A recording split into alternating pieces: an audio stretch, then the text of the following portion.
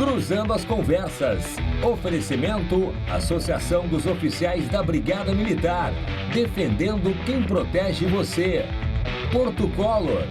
E você que gasta muito em farmácia, sabia que os maiores descontos do mercado estão no Clube do Remédio? www.clubedoremedio.com.br. Boa noite, o Cruzando as Conversas está no ar aqui na RDC TV Digital. Nosso programa vai ao ar de segunda a sexta-feira, trazendo para vocês a análise dos acontecimentos mais importantes do momento, a visão dos nossos convidados aqui nos estúdios e também pelas redes sociais, através de videoconferência. No Rio Grande do Sul, em qualquer lugar do mundo. Cruzando as Conversas, você pode assistir nos canais 24 e 524 da Claro Net TV, pelas redes sociais, @RDCTV Digital. Acompanhe a nossa programação no Instagram, os bastidores, no Twitter, os destaques do momento, no Facebook, o nosso live stream, e no YouTube, o nosso canal com arquivo de programas. Também estamos no formato podcast, que você encontra no Spotify, no Google Podcast, em todos os agregadores. Acesse www.rdctv.com.br, clique na aba podcast e encontre a íntegra do Cruzando as Conversas. Então, logo encerra o programa aqui, você encontra ele lá para você assistir offline no seu smartphone. Então, não perca essa oportunidade. Online, offline, Cruzando as Conversas para você.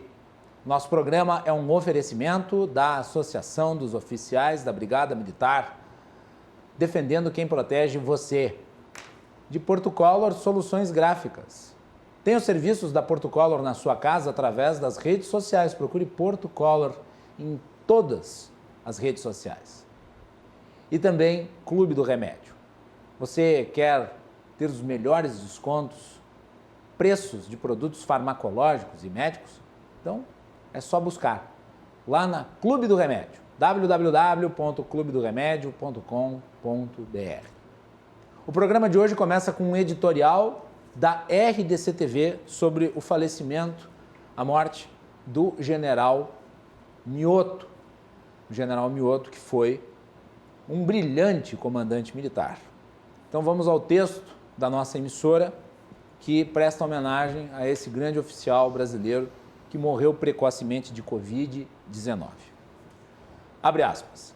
Um dos pilares da RDC TV é mostrar as façanhas e as conquistas do nosso povo, valorizar nossas tradições, cultura e revelar ao mundo aqueles que ajudam no desenvolvimento do nosso Estado. Por isso, reverenciamos e homenageamos a memória do general e ex-comandante do Comando Militar do Sul, General Antônio Mioto, que nos deixou ontem, no final da tarde, por complicações causadas pela Covid-19. Nascido em São Marcos em 1955, o General Mioto fez carreira brilhante no Exército, sendo símbolo de liderança e gentileza. Um general que, em seu tempo, literalmente, uniu povos quando propôs que o Exército assumisse a duplicação da BR-116, em um trabalho histórico e memorável. Aos familiares fica a nossa homenagem e nossos sentimentos, e ao Comando Militar do Sul, nosso respeito e reverência. Este é o nosso editorial da família RDC TV e a nossa homenagem. Então tá aí. Ontem aqui no programa eu fiz também as minhas considerações sobre a figura do general Mioto, que é destacado, um dos grandes militares aí do nosso tempo, e eu vi préstimos de muitas pessoas influentes dos mais variados setores falando sobre ele, uma vítima da Covid-19 que deixa o país prematuramente, e é um dos milhares aí que são vítimas dessa doença terrível que nos acomete. Muito bem. Eu quero, antes de dar as boas-vindas aos meus convidados aqui de hoje, cumprimentar o meu querido amigo Rodrigo, que hoje reinaugurou lá o Estação Bonfim, que é um restaurante que fica ali perto de casa, que eu frequento bastante. Estive lá Parabéns aí ao Rodrigo e aos seus sócios por fazer um investimento em meio à crise. Eles reformaram todo lugar lá, revitalizaram. O ambiente já era muito bacana, mas ficou ainda mais. Então, Rodrigo, sucesso aí na empreitada, e eu quero aproveitar para mandar um abraço para o César Menezes, que é cunhado do meu querido amigo Rodrigo de Bem Nunes, que mora lá no Texas, e também para o querido Diogo Chamum, que já esteve aqui no nosso programa em 2 ocasiões falando sobre investimento também, o Diogo Chamum.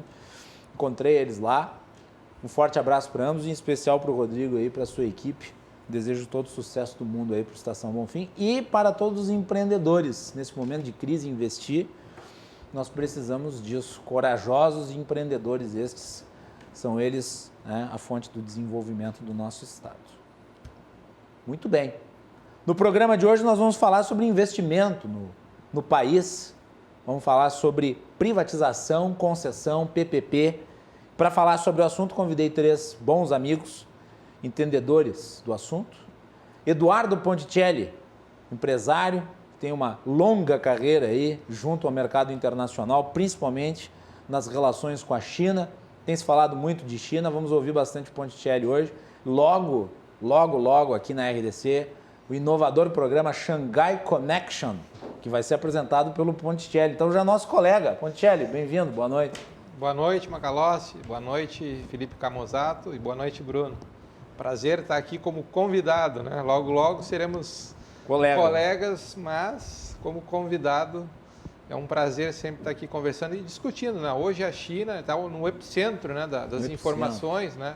É o coronavírus, é a vacina, é o insumo, é a animosidade entre o governo chinês e o governo brasileiro, então... É o maior parceiro comercial, é muita coisa, né? É o maior investidor no país, né? Não param os investimentos. É isso aí. Eduardo Ponticelli vai falar muito sobre isso hoje no nosso programa. Também o vereador Felipe Camozato, do Partido Novo, está aqui conosco. Camozato, sempre um prazer, boa noite. Boa noite, Macalossi, Ponticelli, também o Vanuzzi, que está aqui junto conosco. Prazer estar aqui com vocês. Essa noite aí que teremos um tema que muito me agrada, muito agrada também ao meu partido, então fico honrado aí pelo convite, poder falar sobre esse tema com pessoas aí que não só eu admiro, como também compartilham nessa visão, então acho que vai ser muito rico o programa. Com certeza. E quem também está aqui, já fazia algum tempo que não viu o programa, já queria que tivesse vindo antes, agora fechamos a agenda, né? Bruno Vanuzzi, que foi secretário municipal, secretário estadual, recentemente saiu do governo para ir para a iniciativa privada, é advogado, profissional da área da infraestrutura, um dos grandes conhecedores desse assunto. Bruno, bem-vindo, boa noite. Obrigado, Macalossi. Queria cumprimentar o Eduardo, não nos conhecíamos, muito prazer. Parabenizar pela eleição, pela votação expressiva, o vereador Camozato, que é um grande representante da iniciativa privada, e não só isso, representante do interesse público. Nós temos essa nota triste essa semana, a perda do general Mioto. Foi uma liderança muito positiva na nossa comunidade e partiu precocemente. Talvez, mais uma vez, o general Mioto tenha se sacrificado em nome de todos nós. Isso serviu de alerta para muitas pessoas sobre o que vem acontecendo. Mas é uma triste nota da semana, mas que não pode nos impedir de seguir adiante. Vamos conversar aqui sobre um dos temas que eu mais gosto, que é investimento em infraestrutura, investimento em setores que são de capital intensivo, algo que o Brasil tem muito a ganhar, inclusive com a China. Com certeza. Eu vou começar pela China, com o Ponticelli, já que a China é o assunto do momento, as relações Brasil-China. Ponticelli, o Brasil está numa situação muito complicada aí na sua relação diplomática com a China. E me parece que o fato de a China estar segurando desde dezembro os insumos, os princípios ativos aí para a produção da Coronavac, são relativos a isso. Como é que tu está avaliando a relação entre o Brasil e o seu maior parceiro comercial desse ponto de vista? Mais por ti. Bom, Guilherme, é uma situação que é um pouco complicada. Obrigado. Desde o começo, quando o presidente Jair Bolsonaro assumiu o governo, acho que foi a primeira visita dele internacional, a primeira viagem internacional foi à China, né? Foi. E ele já tinha dado algumas declarações antes de viajar, um pouco que não agradou um pouco, no caso, a cúpula, né, do governo chinês. E também, antes da eleição, ele fez uma viagem à Ásia, onde ele foi visitar Taiwan, ele visitou a Coreia Coreia do Sul, visitou o Japão. Só para causar aquele climinha. E não visitou a China, né? Ele foi uma espécie de seguidor do Trump, né? Porque o Trump fez algo parecido, né? Sim. Acho que ele não foi bem assessorado, né? As pessoas que indicaram fazer isso, acho que ele não foi muito bem assessorado. E no meio dessa confusão teve uma reunião da COSBAN. E quem lidera a COSBAN é um nome bem grande, é Comissão Sino-Brasileira de Alto Nível de Concertação e Cooperação. É um canal aberto entre o governo brasileiro e o governo chinês, onde eles conversam quase que, não sei se é diariamente, mas eles têm um canal aberto, falam sobre diversos negócios e sobre as relações. E o Mourão está à frente disso. E o Mourão foi convidado a fazer uma visita para fazer essa reunião em Xangai, e depois ele foi até Beijing, que é Pequim, né? A gente chama Pequim aqui, mas é Beijing.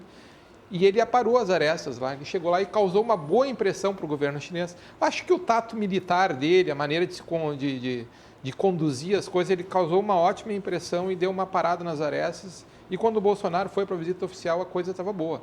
E o Bolsonaro ele anunciou que os chineses não precisariam mais de visto para virem ao Brasil. O povo chinês ele é o povo mais restringido no mundo para poder viajar. Acho que deve ter 3 ou 4 países pequenos sem expressão que libera eles. Entre eles, se eu não me engano, a Tailândia e mais alguns outros. E o Brasil deu esse passo. E, de repente, o Bolsonaro teve uma grande imagem na China como um presidente amigo. E depois começou uma sequência de bombardeios contra a China, não especificamente contra a China, mas pela ideologia, né? Ficou uma guerra muito com a ideologia, com o comunismo, com o ditador. E é uma coisa que eu sempre falo aqui, eu morei 12 anos em Xangai, trabalhando e empreendendo na China, e eu sempre soube separar, né? Quem me conhece sabe que o meu lado de empreendedor, o meu veio, é o liberalismo, né? Não combina nada com o comunismo. O que a gente faz é separar. O comunismo e a ideologia da China ficam na China. O que vem para o Brasil da China é investimento, é tecnologia, é produtos, é troca, é negócios. Né? Até porque, né, Ponticelli, se o governo americano não vai conseguir mudar a natureza do regime chinês, quem dirá o Brasil? Né? Então é completamente contraproducente esse discurso ideológico.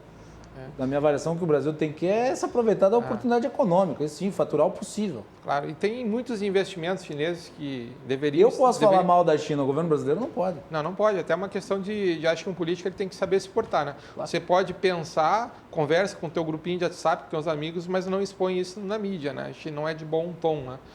E eu acho que muitos investimentos estão travados por causa desse conflito, mas também não é só esse, né? O câmbio, a insegurança jurídica no país, né?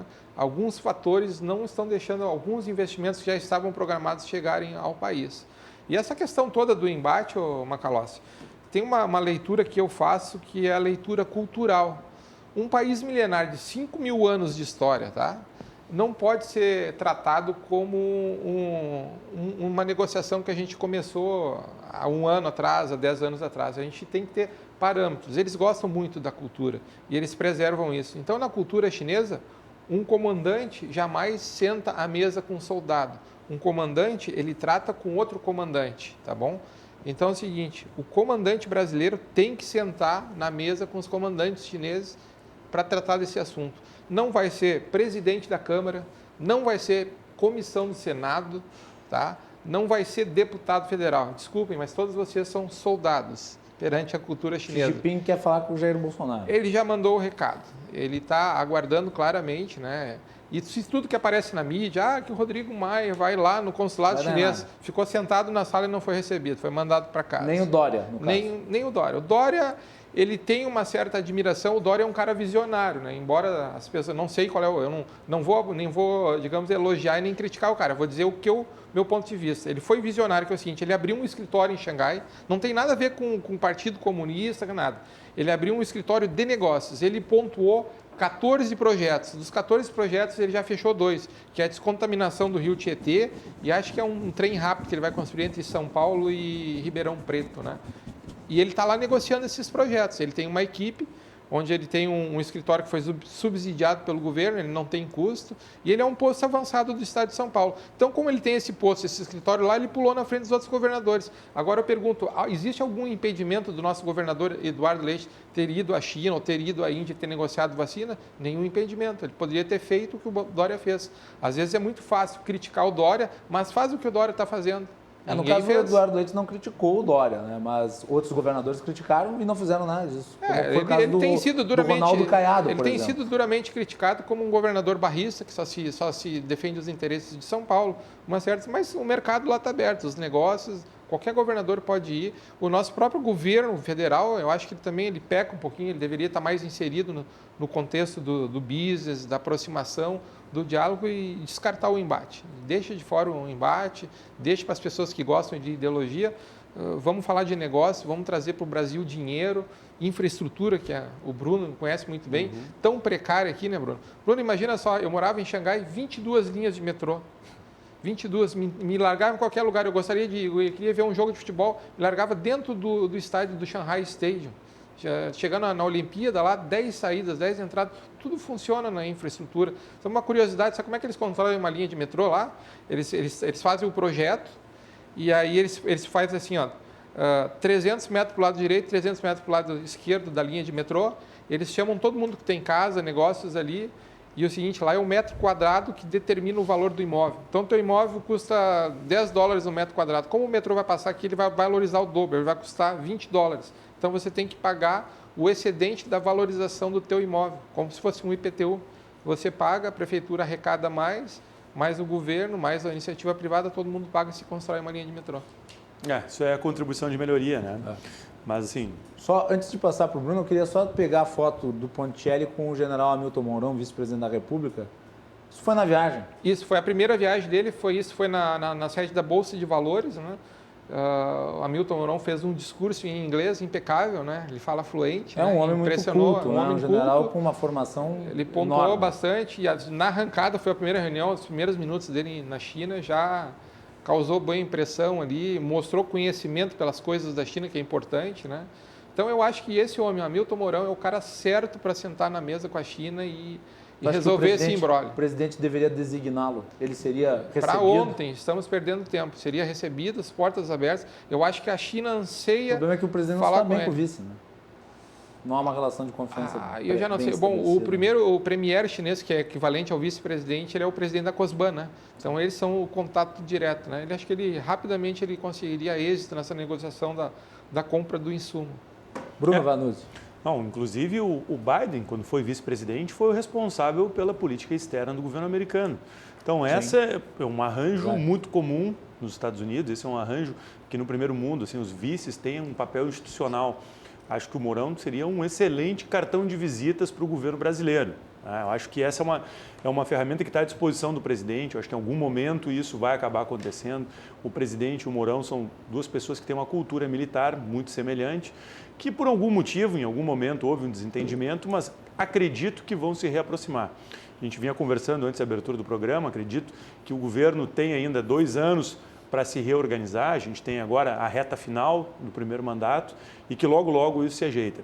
Mas falando sobre metrô especificamente, esse exemplo da China, não precisa ir muito longe não. Nós estamos em São Paulo, por exemplo, e nós temos o plano diretor de São Paulo, que já identifica o local das estações de metrô, das novas linhas, e no entorno dessas linhas existe um raio de 500 metros em que os imóveis têm um potencial construtivo maior, vereador. E o vereador Camozzato agora vai participar de um período super importante para a cidade, que é o período de revisão do plano diretor. Esse é um dos temas aqui, linkando um pouco com esse exemplo que o Ponticelli nos deu da China, que Porto Alegre pode fazer um desenvolvimento orientado para transportes. Isso vem sendo feito em São Paulo, a gente vê São Paulo criando uma malha muito importante e essa malha está sendo viável, está se viabilizando com uma política de urbanismo. Então nós temos que ver a cidade de Porto Alegre como algo dinâmico, e aí sem querer fugir um pouco do tema, que é a relação Brasil e China. Mas, assim, o tema inicial, mas a gente vai mudando os temas, né? Claro, mas infraestrutura, urbanismo são coisas todas muito próximas e não devem ser ideologizadas, né? Falando aqui, a gente tem uma ideologia, às vezes, puxa, não queremos fazer negócio com a China, mas tem ideologia também, às vezes, no urbanismo, não queremos verticalizar a cidade, que é uma coisa mais contrassenso, né? Nós vamos expandir a cidade, vamos ocupar os cinturões verdes. Então, assim, a gente tem que ser muito técnico e tem que ser muito pragmático. Eu acho que o pragmatismo que o próprio governo americano vem demonstrando agora, nessa virada do Trump para o Biden, né? O que é importante em termos de agendas verdes, né? Agendas de ESG, de investimentos politicamente corretos, que na nossa visão às vezes podem parecer bobagem, mas isso são... hoje em dia exatamente isso hoje em dia é sustentabilidade. No caso, Bruno, em relação ao discurso ambiental, havia no início, obviamente, aquele componente ideológico de esquerda muito forte, mas me parece hoje consenso que a agenda ambiental ela é uma agenda de promoção do capitalismo hoje, inclusive. Exatamente. Com certeza. Bruno, só me permite fazer inclusive, hoje, se tu não tiver selo ambiental, tu não recebe muitos investimentos estrangeiros. O Brasil está enfrentando uma dificuldade enorme pela questão envolvendo o nosso ministro do Meio Ambiente, que tem sido muito criticado. Só me permite fazer uma pequena parte sobre a verticalização da cidade, né? Eu sempre escuto muito, o Brasil fornece muito alimento para a China, nessa briga, vão parar de mandar alimentos, eles vão morrer. Uma grande bobagem, a China compra nos players do mundo inteiro, não vai faltar alimento para eles. Agora a questão da verticalização, tem um bairro nos arredores de Xangai chamado Soujian, ele está sendo preparado para ser um bairro hortifruti granjeiro, com prédios acima de 10 andares, são fazendas verticais. Tu entra naquele prédio, ele é todo... corredores de água, de plantações, se planta alface, legumes, verduras, vertical. É uma produção assim gigantesca que atende uma cidade de 25 milhões de pessoas num pequeno espaço. Aqui a gente tem a moda antiga, né, que são as hortas, os locais onde plantam, onde precisa de muita terra, de demanda, de espaço. Lá eles já equacionaram isso com as fazendas verticais. Camozato, gostaria de ouvi-lo também. Não, eu ia aproveitar esse gancho que a gente está falando sobre transporte e falando sobre esses investimentos, e acho que o Bruno foi muito pertinente em colocar o tema do plano diretor. O plano diretor é um dos principais legislações do município, eu considero aí um dos grandes debates que a cidade tem, para além da questão do orçamento, que é um dos principais projetos, mas eu vejo que Porto Alegre e o Brasil, de modo geral, está muito atrasado nessa noção do que seria o plano diretor ou como é que você pensa o urbanismo. A gente tem uma noção desde o Estatuto das Cidades ali de que o órgão central vai determinar quais são as zonas, quais são as exclusividades de construção, quais são os limites máximos, aproveitamentos e tudo mais, e isso é uma noção bastante antiquada. Estava olhando para a câmera errada aqui. Eu faço isso com frequência. Isso é uma noção antiquada de como a cidade se desenvolve. E o transporte está diretamente ligado a isso, né?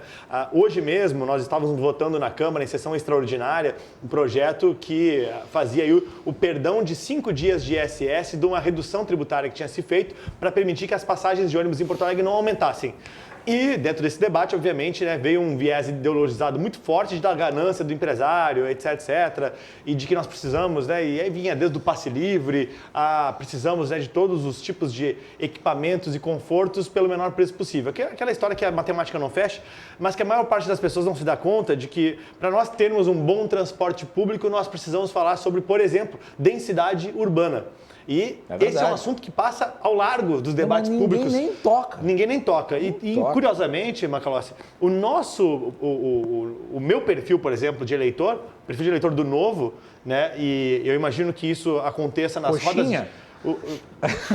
Tô brincando. O coxinha, tô brincando. Bote o rótulo que quiser botar, mas o que eu quero dizer é o seguinte, o perfil do eleitor do Novo, ou mesmo dos círculos sociais, de pessoas que têm uma formação, de que tem uma renda social mais elevada, e aí eu imagino que os círculos sociais de vocês também, que tem uma cultura maior, assim, de ter podido ter acesso ao ensino superior e tudo mais, não entende o que significa densidade populacional urbana e por que a gente precisa aumentar. Eu vejo toda vez que eu toco no assunto, gente me dizendo que eu estou querendo botar espigão, que eu estou querendo botar trânsito na rua e engarrafamento. A lógica perde totalmente, né? O contrário, né? O contrário. E engraçado que as pessoas se preocupam, por exemplo, né? Como é que a gente viabiliza uma operação de metrô? E quando eu digo que em Porto Alegre é impossível viabilizar metrô, porque não tem densidade populacional, as pessoas não entendem isso.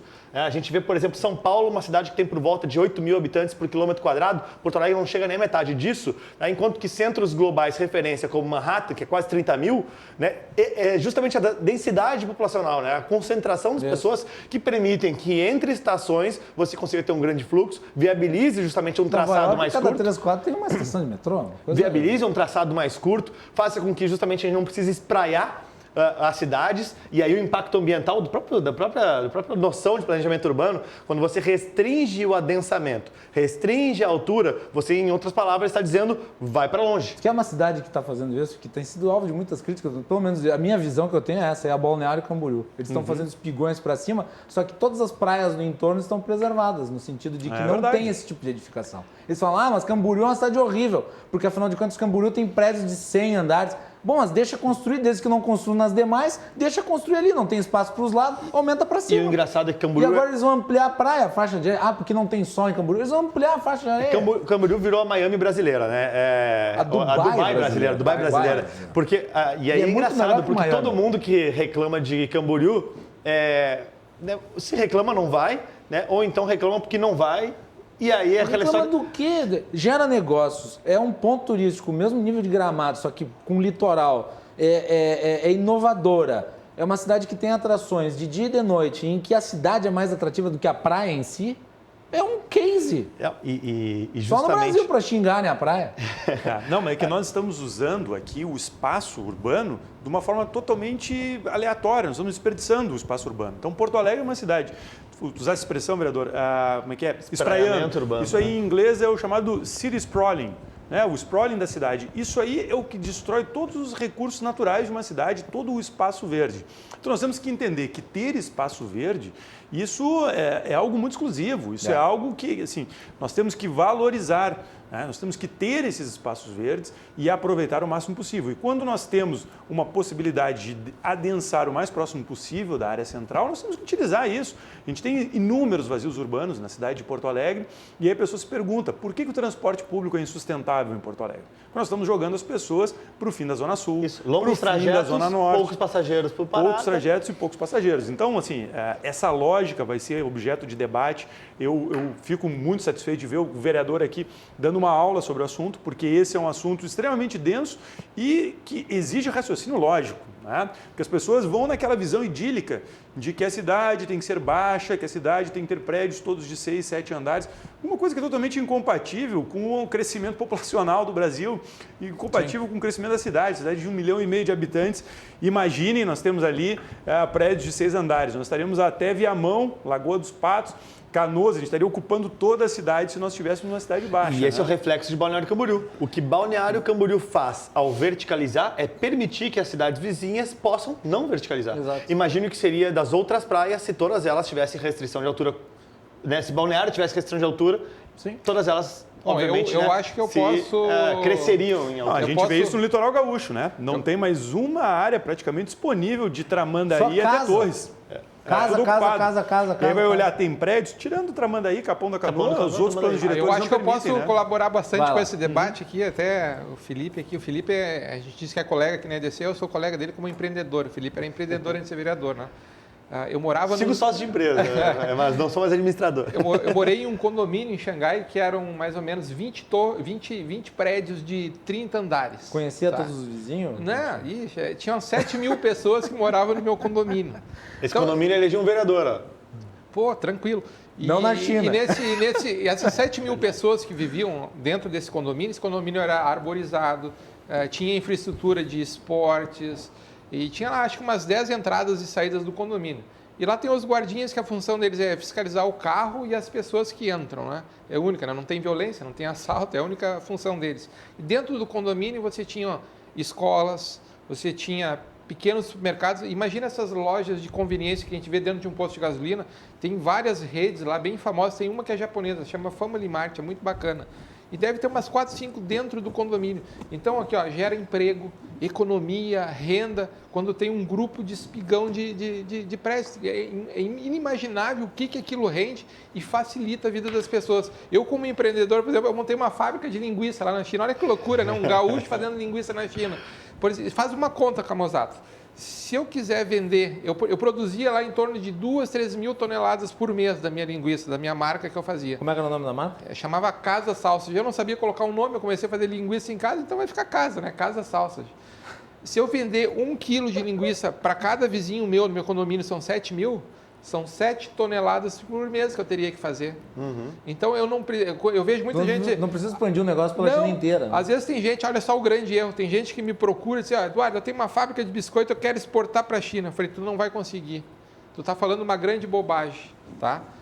Mas então vão exportar para onde? Vão exportar para Xangai. Não, tu falou outra grande bobagem também. Tu não tem capacidade produtiva para entregar. Vamos fazer o seguinte, tu vai vender a tua produção para o meu condomínio. Aí nós estamos falando de uma coisa que tem possibilidade. Adequar a escala. Adequar a escala, né? Então, veja bem, olha só, esse condomínio, ele gera renda, ele gera todas essas oportunidades. Se eu quisesse vender toda a minha produção no meu condomínio, eu ia ter que eliminar mais de 3 mil moradores, porque eu não tinha capacidade de atender. Eu produzia 2, 3 mil toneladas, só a metade. Então, eu estou falando de um produto, tem vários produtos que podem ser vendidos no condomínio. Então, tu gera um empreendedorismo ali. Eu tinha um grupo tipo de WhatsApp que chamava Comida de Bairro. Às vezes tem gente que fazia digamos, um extra, né? Eu gostava de comprar muito lasanha de uma menina italiana que estava na China estudando. Então, ela fazia lá, em média, 20 lasanhas por dia e vendia no condomínio. Né? Ela fazia uma renda extra. Só no condomínio? Só no condomínio. Eu chegava lá em casa, eu não tinha nada para comer, passava uma mensagem para ela, 10 minutos a lasanha congelada estava na minha porta, botava no forno e tal. Isso aí é girar a economia, gente. É trabalhar, são as ideias. Altamente desregulamentado. E essa... isso é verdade, né? Se tivesse a Prefeitura de Porto Alegre aqui, cadê? Eu acho que esse é o gatilho, Ponticelli, Macalossi e Vanuzzi. Eu acho que esse é o gatilho de quando se fala em densidade. É traduzir que densidade populacional significa riqueza. É isso, quando fala em mais densidade, está falando em mais riqueza concentrada para aquela população. Até aproveitar que o Darcy Nunes, que era até então, não sei se ainda está diretor-geral do DEMAI aqui em Porto Alegre, me manda mensagem aqui, o sistema de abastecimento Ponta Dourado... O sistema de abastecimento Ponta Dourado é o exemplo do espraiamento da cidade. Exige um grande investimento para ampliar a distribuição de água e não seria necessário se houvesse menos ocupação na periferia. Então, na região central, ao redor da ETA, aqui do Moinhos de Vento, sobra água, mas não tem como deslocar essa água até o extremo sul, né? E justamente o extremo sul, ou mesmo a Lomba do Pinheiro, enfim, que está exigindo um grande investimento por parte da prefeitura. E a gente tem visto falta d'água que, né, nos atormenta há alguns anos já por conta dessa necessidade. Se tivesse uma concentração habitacional maior numa região de Porto Alegre, talvez isso seria... Exatamente. Nós temos vazios urbanos, como por exemplo aqui no entorno da RDC TV. Sim. O quarto distrito. Isso aqui é um deserto. Isso aqui é um prédio abandonado aí. É impressionante. E isso tudo é política de urbanismo, né? Então, assim, a gente tem ferramentas, a gente tem como fazer esses incentivos e isso agora está na mão da nova legislatura. Agora a gente tem um momento fenomenal. O nosso plano diretor, bem ou mal, é de 99. Ele sofreu uma reforma já e essa reforma foi relativamente pontual. E agora é uma hora de nós termos uma visão um pouco mais moderna. Até porque a gente olha o skyline de Porto Alegre, ele é um skyline que, sei lá se é impressão minha, mas traduz uma certa ideologia, porque a gente olha de longe, está tudo exatamente na mesma altura, né? A gente olha Porto Alegre de Eldorado, de Guaíba do Sul, e a gente vê que parece que... Com exceção do edifício Vanguarda, de 1960. Que é pré-plano diretor. Né? Ele é pré-plano diretor. Então, assim, a gente tem muito a fazer. Eu acho que o desenvolvimento urbano em Porto Alegre, a indústria da construção civil é um motor da economia. Aliás, um dos atrativos verticais de Porto Alegre são os esqueletões, né, que não são resolvidos. Tem uns aí que são históricos, né? Porto Alegre, Cuba, né? São os esqueletos. Ficam lá os esqueletos. Sabe que já tem a rota turística dos ponto interessante na cidade de Xangai, os prédios, né, é muito comum você ter um restaurante no 5º andar, no 6º andar, no 7º. Um prédio inteiro só de restaurantes. Aqui a gente está preso ao ponto, né? Se não for na esquina, na avenida, eu não posso ter um negócio. A exceção é o centro de Porto Alegre, né? Que tem mais densidade durante o dia, na hora comercial, né? Exatamente. E aí surgem os restaurantes na sobreloja, surge restaurante na cobertura. E isso, assim, nós temos que entender que... Os rooftops. Pois os rooftops, eu ia falar. Que até pouco tempo atrás era proibido. Tem em Porto Alegre? Até pouco tempo atrás era proibido fazer rooftop em Porto Alegre. Foi autorizado faz pouco tempo. Medidas, na verdade, que permitiam, geravam os incentivos corretos para que pudessem ser instalados. Né? Mas quantos tem por ano? Não tem, né? Deve ter 2, 6. Eu diria que é 2 ou 3, porque... Enfim. Bom, o fato é que assim, o espaço urbano é uma riqueza que nós temos que usar com parcimônia. Então, nós termos grandes espaços vazios é um luxo que talvez Porto Alegre não possa se dar o direito de desperdiçar. E aí, quando nós queremos fazer empreendimentos que são mais seletivos, isso sim, vai ter lá o seu espaço urbano mais seletivo, mais espaçado. Mas, de resto, nós temos que trazer as pessoas mais para próximo. A gente olha assim, os deslocamentos que nós estamos vendo hoje em dia. O Darcy também me mandou essa mensagem, né? E sempre foi uma coisa que sempre preocupou muito a questão do transporte público. A gente está vendo esse colapso nos ônibus em Porto Alegre. E se for olhar o preço da tarifa para ir ao extremo da Zona Sul, dá mais de R$10. Então, nós temos esse subsídio cruzado, que é um subsídio cruzado que é muito perverso. Então, nós temos o ônibus praticamente colapsando, porque tem que levar e buscar a população de bairros dormitórios que estão extremamente afastados da cidade, quando nós temos áreas muito próximas do centro, absolutamente abandonadas. E esse trecho aqui que nós estamos, o 4º distrito, é algo que é chocante. Assim, é algo que é um desperdício de um recurso natural finito, o solo. Né? O solo foi uma única fornada. A gente tem um único território para utilizar e a gente está utilizando com pouca sabedoria. E quando o cidadão começar a se dar conta de que morar perto é algo que tem valor, eu acho que isso vai mudar um pouco essa dinâmica até. O trânsito de Porto Alegre hoje já não permite mais a pessoa morar de um lado da cidade e trabalhar do outro. Eu vejo assim, gente que eu mesmo, às vezes, gastava 40 minutos para sair do centro da cidade e ir até um bairro que é super valorizado. Mas será que vale tanto a pena a gente passar 40 minutos dentro de um carro, quem trabalha no centro, quem trabalha no centro administrativo? Hoje eu moro aqui, pertinho, no Moinho, são um deslocamento de 10 minutos. Deslocamentos são tempo, e tempo é vida, né, gente? Eu acho que isso... é dinheiro. Tempo é dinheiro. Isso é uma tendência que agora, talvez, a pandemia tenha nos mostrado. Como os deslocamentos acabam consumindo a nossa vida. Quanto tempo da nossa vida a gente gasta se deslocando, às vezes morando num local que a gente nem sabe por que a gente está lá. Eu acho que isso vai mudar muito, acho que está mudando já a nossa relação com a própria casa, a nossa relação com o território, e o plano diretor vai nos ajudar muito, vereador. Eu acho que o plano diretor vai abrir os olhos do cidadão, vai abrir os olhos dos empreendedores, que talvez algumas coisas não façam mais sentido. Né? A gente está crescendo num eixo, Porto Alegre, longe do Guaíba. Eu acho assim, a gente viu agora o crescimento da Orla, a gente viu o primeiro trecho 1 da Orla, agora o trecho 3 está ficando pronto.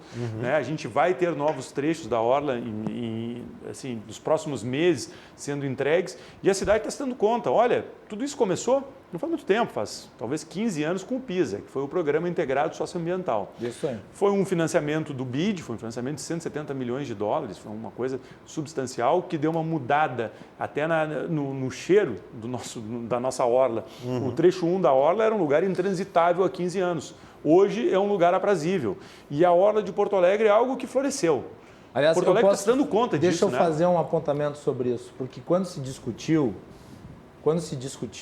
a criação do que hoje está implementado, ou seja, a Orla do Guaíba, tinha gente com aquele espírito antiquado em Porto Alegre que fez das tripas coração para impedir que fosse feita a obra da Orla do Guaíba. E que daí viu o resultado, viu a adesão da população e agora é defensor da obra. Mas nós não podemos esquecer o papel que certos setores, e aqui eu vou nominá-los, da esquerda de Porto Alegre, o que eles fizeram contra a Orla do Guaíba. A Orla do Guaíba foi feita apesar deles. Apesar deles, mas tem que ser dito presente isso. Em todas as campanhas eleitorais da esquerda nesse ano. A gente quer se abraçar em árvore para evitar que fosse feito alguma coisa ali. Como se aquela árvore vai mudar o clima da Terra, aquela árvore. A duplicação da Avenida Beira-Rio, vocês se lembram disso? Poxa, a duplicação da Avenida Beira-Rio teve um movimento social, gente se abraçando em árvore que não podia cortar a árvore, que era um homicídio de uma árvore. E quantas pessoas perderam a vida no trânsito, né? Então, esses equilíbrios aí são equilíbrios... que a árvore vai ser replantada, aquela que vai ser cortada. Exatamente. Não vai ser um prejuízo, né? E hoje nós temos a Orla, a gente vê o cidadão porto-alegrense fazendo as pazes com o Parque Marinha, com a Orla do Guaíba, com o nosso pôr do sol, que é o nosso cartão postal, né? A gente está num novo momento. Olha, o sul da cidade, né? Exatamente. É um processo agora que não tem retorno esse processo. Pode demorar, mas não tem retorno. Olha, uma possibilidade... Depois do intervalo. Vai. Não, pode falar. Uma possibilidade de busca de investimentos para a cidade de Porto Alegre, até, Camozato, uma ideia. Marcos Troijo, presidente dos bancos dos BRICS. Os BRICS eles têm um fundo de investimentos para liberação de recursos para investimento em infraestrutura. Então, todos os países que compõem os BRICS, Brasil, Índia, China e África do Sul e Rússia, né, eles têm o direito para a busca desses investimentos. É uma ideia que a Prefeitura de Porto Alegre poderia estruturar algum plano nesse sentido, um projeto, fazer uma missão e ir diretamente a sede fica em Xangai, né? E aproveitar que é um brasileiro que está nesse mandato agora, né? E expor algumas ideias aqui para melhorar a nossa cidade. Com certeza, com certeza. É um processo de internacionalização da cidade. É uma coisa que eu venho falando há bastante tempo. Inclusive, eu tive a oportunidade de falar com o Ricardo Gomes.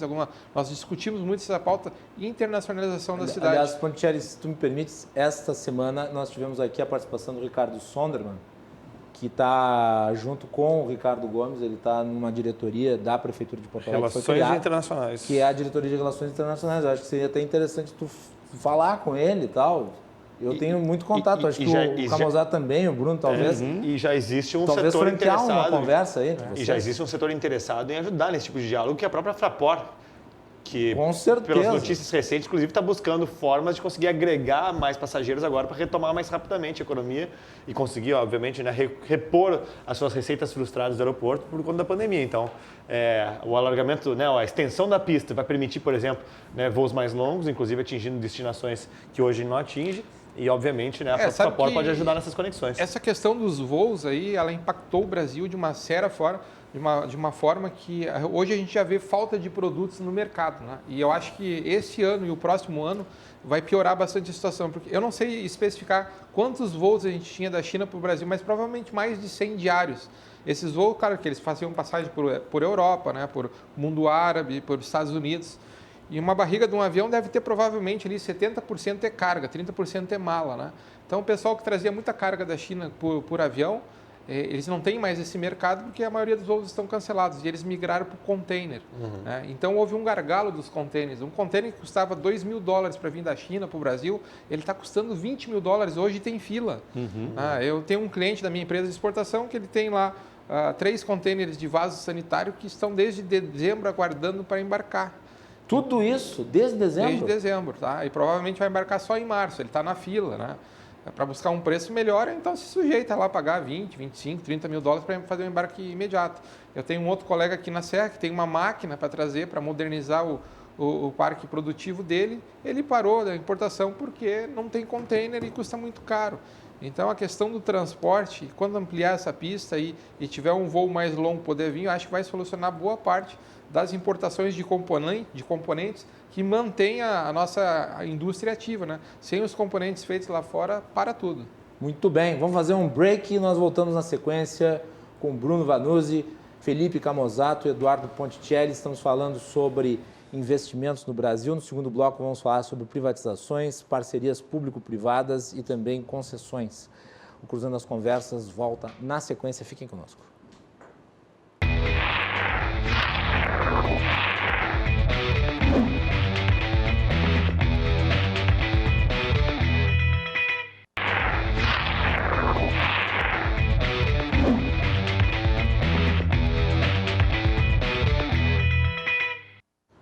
Muito bem, estamos de volta aqui no Cruzando as Conversas, o seu programa de análise e debates noturno aqui na RDC-TV. Hoje eu estou bem acompanhado aqui na mesa, Eduardo Ponticelli, Felipe Camozato, Bruno Vanuzzi.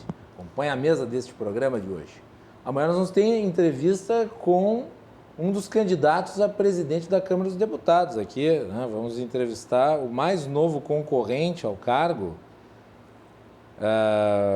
que é inclusive um general que está concorrendo aí ao cargo de presidente da Câmara dos Deputados. Nós fizemos a cobertura, entrevistei o Marcel Van Hatten aqui em primeira mão no Cruzando. Ontem a Melanie esteve junto, né, com o Baleia Rossi, e nós vamos ter amanhã o general Peternelli aqui no programa, fazendo uma entrevista sobre a Câmara dos Deputados, a disputa da presidência da Câmara. Tema importante, né? Então, aqui no Cruzando as Conversas vocês acompanham. Amanhã às 22h15. O nosso programa é um oferecimento da Associação dos Oficiais da Brigada Militar, defendendo quem protege você. De Portucolor Soluções Gráficas. A Portucolor atende pelo WhatsApp e você pode ter os serviços da Portucolor na sua casa. E também Clube do Remédio. www.clubedoremedio.com.br. Você coloca lá o remédio, você coloca lá o que você precisa e o Clube do Remédio vai fornecer para você o melhor preço na rede de farmácias. Então, é uma forma muito dinâmica de você encontrar aí os descontos, né? As melhores oportunidades. Muito bem, estamos de volta. Vamos falar sobre privatizações, PPPs e concessões. Bruno, recentemente o governador fez uma grande concessão, um trecho de uma estrada. Fala um pouco sobre isso aí e sobre como é que tu está vendo esse ambiente de investimentos aqui no Estado, nesse sentido. Então, tua visão, tu que passaste pelo governo. Nós tivemos agora... Estava lá junto, né? Estava lá, foi 18 de dezembro, foi a licitação... Só não lembro qual que é a estrada. RS 287. 287. De Itabaí a Santa Maria, 204 quilômetros, foi uma licitação na Bolsa de Valores e foi o Estado do Rio Grande do Sul se posicionando no mercado. O Estado do Rio Grande do Sul tem uma carteira de rodovias muito importante, é um processo que não acontece de uma hora para outra. Todo o processo de concessão toma, em termos de estruturação, pré-licitação, 12, 18 meses. São estudos de engenharia, estudos econômico-financeiros, estudos jurídicos. Tudo isso demanda muita capacidade instalada por parte do setor público, exige muita capacidade técnica em termos de consultorias externas e exige uma percepção de credibilidade por parte do mercado. E o Estado do Rio Grande do Sul acho que passou nesses 3 quesitos, agora em dezembro, e teve a resposta esperada do mercado. Foi uma licitação de sucesso, nós tivemos 4 licitantes e nós tivemos um deságio de 54% na tarifa teto. Para vocês terem uma ideia, nós tivemos poucas semanas antes, também na Bolsa de Valores, licitação de 3 trechos rodoviários do estado do Mato Grosso ou do Mato Grosso do Sul, acho que foi Mato Grosso. E as licitações tiveram 1% de desconto. Cada um dos 3 trechos que foram licitados teve um licitante apenas. Então, assim, é uma grande diferença em termos de atratividade, uma grande diferença em termos de interesse de mercado. O mercado realmente veio, nós tivemos players com diversas características. Então, nós tivemos um grande player brasileiro, CCR, maior empresa de concessão de rodovias. Nós tivemos 2 empresas de médio porte brasileiras, ambas do estado do Paraná, a Conasa, que tem concessões de saneamento, concessões rodoviárias. Nós tivemos a Neovias, do estado do Paraná, que já tem concessões rodoviárias, e tivemos a licitante vencedora, que é a SACIR, que é uma das maiores empresas do mundo na área de concessões rodoviárias. Tem rodovias no Chile, no Paraguai, no México, na Espanha. Uma empresa que tem 40 mil funcionários, olhou o Rio Grande do Sul e disse, não, aqui dá para investir. E um projeto que tem 2 ciclos fortes de investimento, o primeiro ciclo de 8 anos, com quase 2 bilhões de reais de investimento, com duplicação de 133 quilômetros. E, assim, para quem está ouvindo em casa e frequenta essa rodovia... Eu ouvi uma crítica, eu queria que tu falasse Claro. um pouco sobre isso, que o maior trecho parece que vai demorar muito tempo para ser duplicado. Não é verdade. Como é que é isso aí? Vamos lá. Eu ouvi essa crítica vinda de certos setores que nós conhecemos. Quais são? Então, e daí, como tu veio aqui, eu pensei em perguntar a respeito para que esclarecesse para o público. Bom, essa rodovia eu conheço de cor, eu liderei esse projeto durante 1 ano e meio, até a licitação. Então, eu conheço bem. Dos 204 quilômetros, 133 são o trecho com a maior demanda, que vai ali de Itabaí até Novos Cabrais.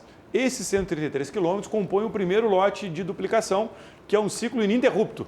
Esse ciclo começa a duplicação no 2º ano, o primeiro ano, claro, é a restauração integral da rodovia, e vai até o ano 8.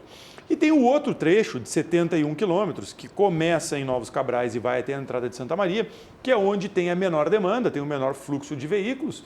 E, sabedores disso, nós vemos que o nível de serviço, a necessidade de duplicação, iria acontecer num espaço de tempo maior, em torno de 10, 11, 12, 15 anos, não se sabe exatamente como a economia vai se comportar. E se criou um sistema de gatilho de demanda, que conforme a rodovia for atingindo o seu esgotamento, vai sendo duplicado. Mas para que essa comunidade que está lá nessa região, que é a região que vai ser a última a ser duplicada, não se sentisse prejudicada, vai ser o primeiro lugar a receber melhorias. Nos anos 13 e 4, terá 7 quilômetros de terceiras faixas, nesse trecho de 71 quilômetros, e mais 5 ou 6 novas rótulas, mais 4 passarelas, ou seja, não é só um banho de loja, é um banho de segurança viária e um banho de conforto para o usuário, justamente no trecho que vai ser o último a ser duplicado. Então, fazer uma crítica ao projeto, bom, nenhum projeto é imune a críticas, nenhum projeto de infraestrutura... Mas esses que criticam, eu pergunto, qual que é a alternativa que eles apresentariam? Não, a alternativa é continuar como estávamos, com a gestão que nós tínhamos pública, com pedágios, que tinha produzido nos últimos 10 anos 9 quilômetros de duplicação. Desculpa, 4 quilômetros de duplicação. Nós tivemos nos últimos 9 anos a gestão da rodovia pela EGR, que produziu duplicação de reles 4 quilômetros. Está se projetando agora, nos mesmos 9 quilômetros, duplicar 133. A tarifa de cada praça de pedágio vai ser menor do que a praticada pela EGR. Isso. Claro que teremos mais pedágios, mas também a distância coberta pelos pedágios vai ser maior. Hoje a EGR cuida de em torno de 130 quilômetros, tá? Com 2 praças de pedágio. Nós passamos para 200 quilômetros. o valor quilométrico vai ser praticamente o mesmo. Eu acho até que vai ser um pouco inferior. E qual é a mágica, gente? A mágica é o Project Finance. A mágica é trazermos o capital intensivo, nós termos um projeto estruturado de longo prazo e nós sabemos também que não existe almoço grátis. Exato. Nós temos que ter aí respeito a contratos, eu acho que isso o Ponticelli falou muito bem, nós temos que ter segurança jurídica, nós temos que ter estabilidade institucional e o Rio Grande do Sul vem construindo isso muito bem. Eu vejo o Rio Grande do Sul hoje com a AGERGS, a agência regulatória, muito bem liderada pelo professor Luiz Afonso Sena, que é uma das grandes autoridades em transportes no Brasil, já foi um dos primeiros conselheiros, se não o primeiro conselheiro da NTT, logo da constituição da NTT. Nós vemos o Poder Executivo com uma visão muito clara de como desenvolver a infraestrutura. E aí, fazendo uma provocação, Ponticelli, assim, eu acho que nós não devemos ir atrás de bancos internacionais, BRICS, para nos emprestar dinheiro. Eu acho que nós estamos afogados em empréstimos. Eu acho que o Brasil, o setor público, não tem que pegar mais dinheiro de ninguém. O setor público tem sim fazer projetos para que a iniciativa privada venha e desenvolva esses projetos e faça os seus métodos de financiamento, que podem ser métodos totalmente impossíveis de serem reproduzidos pelo setor público. O setor público está acostumado a fazer uma coisa: pega um empréstimo, esse empréstimo entra todo aqui como dívida no setor público, que já não tem mais capacidade nenhuma de endividamento, e aí ele começa a fazer licitações totalmente ineficientes para a construção de infraestruturas que depois ele não sabe manter, ele não sabe operar, e ele fica com a dívida e uma infraestrutura que se torna um elefante branco. Que é custosa. Exato. E enquanto a gente pode, sim, fazer projetos de infraestrutura com o setor privado, que ele vai emitir debêntures, usar mercado de capitais, pegar financiamento de bancos como o BRICS, claro, como o BID, o Banco Mundial, setores heterogêneos como o próprio IFC, que é o International Finance Corporation. Por exemplo, hoje nós temos a PPP da Corsã, da região metropolitana. Tem uma licitação paradigmática. No ano de 2019 foi a maior licitação de saneamento do Brasil. Ganhou uma empresa nacional que tem em seu capital o Fundo Soberano de Singapura, o GIC, e o International Finance Corporation, que é o braço privado do Banco Mundial. Precisou a Corsã pegar um financiamento para que isso acontecesse? Não. Precisou só de projeto. E para termos acesso a projetos, aí nós temos que dar o braço a torcer. O governo federal começou no governo Temer a instituir o PPI, que é uma fábrica de projetos, e isso foi acelerado no governo Bolsonaro.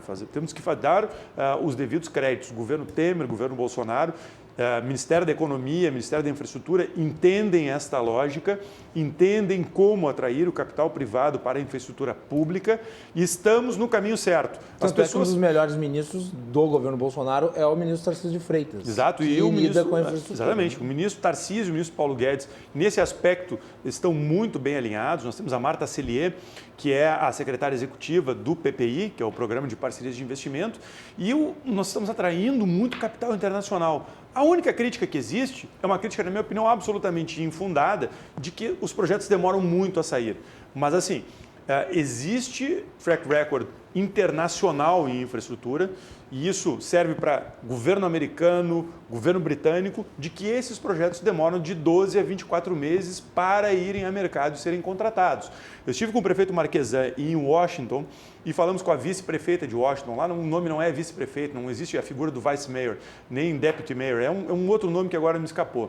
E ela estava narrando uma parceria público-privada que é bem bolado para a construção de estações de corpo de bombeiros. Então, existe um terreno público e aí eles fazem um chamamento e aí um empresário propõe construir o prédio em cima, explorar o prédio e embaixo fica uma estação de corpo de bombeiros. E o prefeito ficou encantado, o Marquesan ficou encantado, disse assim, quanto tempo isso demora? 3, 4 meses? Ela disse, não, isso é de 1 ano a 2 anos. E eu dei um sorrisinho assim, né?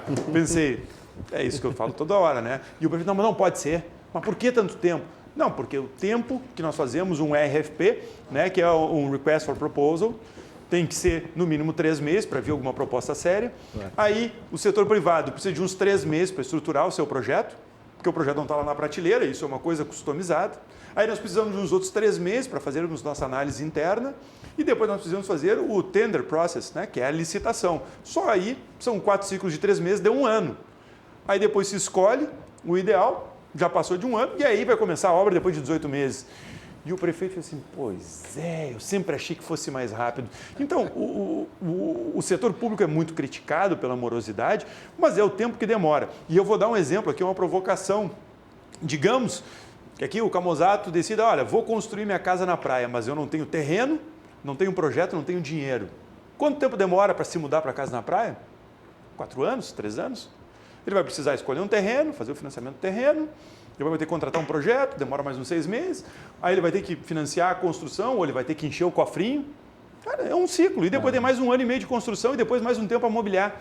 Então, gente, assim, a gente tem que ter... Isso com o teu dinheiro. Isso com o teu dinheiro. Então, a gente tem que ter, assim, talvez a serenidade de entender esses tempos e movimentos e tentar ser mais eficiente na contratação. Eu acho que isso, sim, o poder público está engatinhando e a gente tem visto o PPI trabalhando muito bem, o governo do estado trabalhando bem, o município fazendo o seu serviço, fazendo a sua parte. Vejo o prefeito Melo com um viés muito correto a esse respeito. A secretária Ana Pellini agora vai estar à frente dessa pasta. O secretário Schirmer também compreendendo a importância disso. A gente vê o governo municipal dando continuidade ao que foi feito na gestão anterior e de braços abertos e olhando o futuro, que nós precisamos de saneamento, nós precisamos de esgotamento sanitário. O Darcy, né, nosso grande amigo, sempre foi um entusiasta da parceria no setor de esgotamento sanitário. Nós precisamos de obras em transporte, nós precisamos de educação, saúde. Nossa, é tanta coisa, né? Se a gente quiser pegar empréstimo para tudo, a gente quebra a prefeitura mais do que ela já está quebrada. Deixa eu pegar. Quer falar? Vai lá. Então vai lá, Camusa, depois o Ponticelli.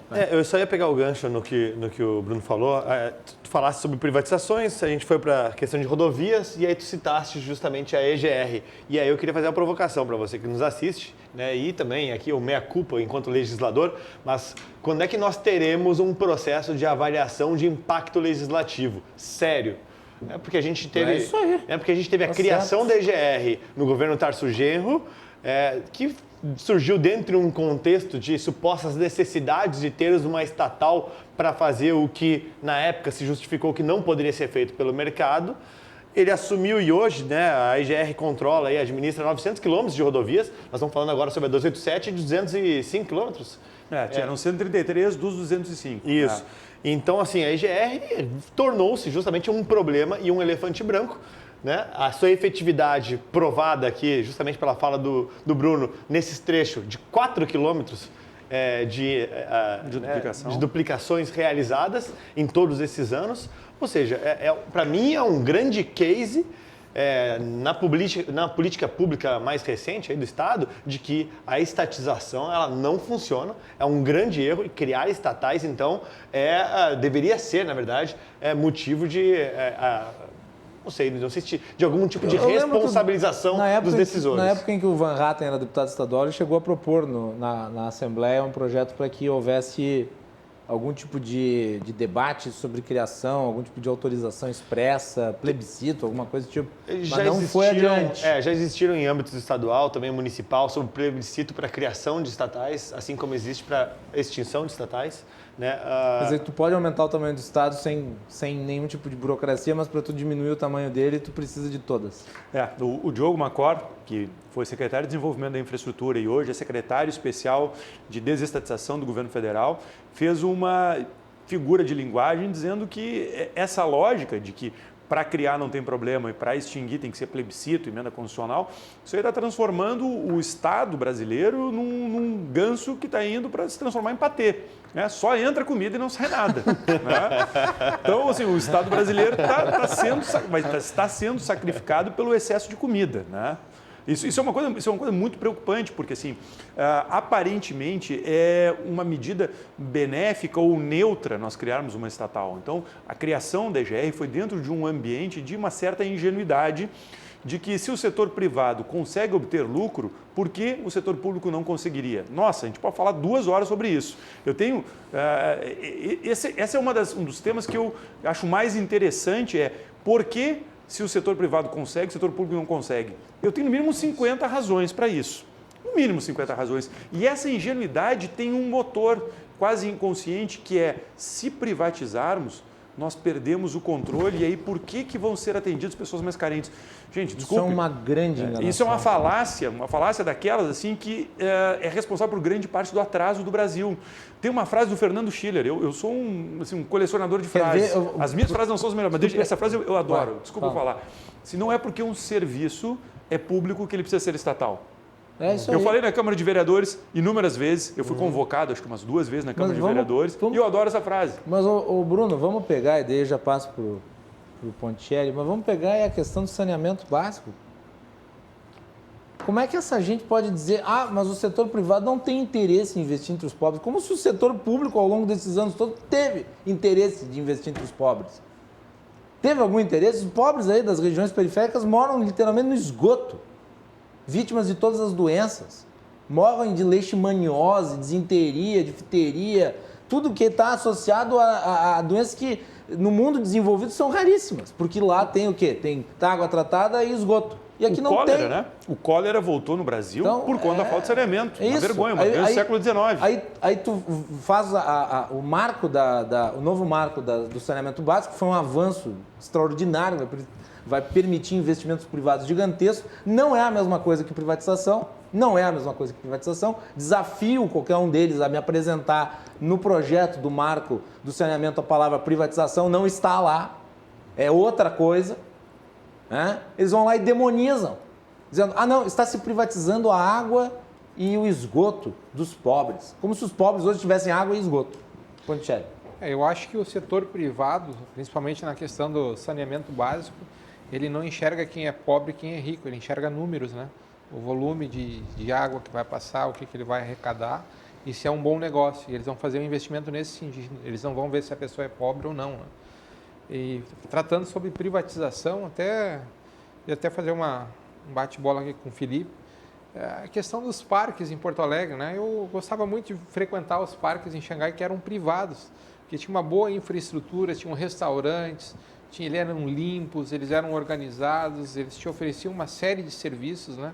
E eu sempre achei que a privatização dos parques era uma coisa positiva. E eu vejo que aqui em Porto Alegre, às vezes as pessoas parecem que tratam isso de uma forma até mais agressiva, né? Como se estivessem querendo dar nossa redenção, nosso parcão. Imagina você ir no parcão hoje, você ter um serviço de Wi-Fi super rápido, que você possa estar desfrutando, que é gratuito, você ter um bom restaurante ali. Não é nada impossível. Não é nada impossível, pode ser até uma dessas redes aí mundiais aí que na China é muito comum. Você vai num parque desse, tem um Starbucks, tem um McDonald's, tem as coisas, o cara compra, o cara vai lá e paga o preço que o dono do parque que está administrando, né, exige, ele vai lá e eu tenho um serviço de boa qualidade, um bom restaurante, né? Por que a gente não pode chegar em Porto Alegre a subir esse degrau também e discutir a privatização de parques? Não, mas nós temos uma das legislações mais modernas de concessão de parques. A legislatura anterior aprovou uma lei que regulamenta a concessão de parques. Existem alguns projetos... O Germânia não é privado?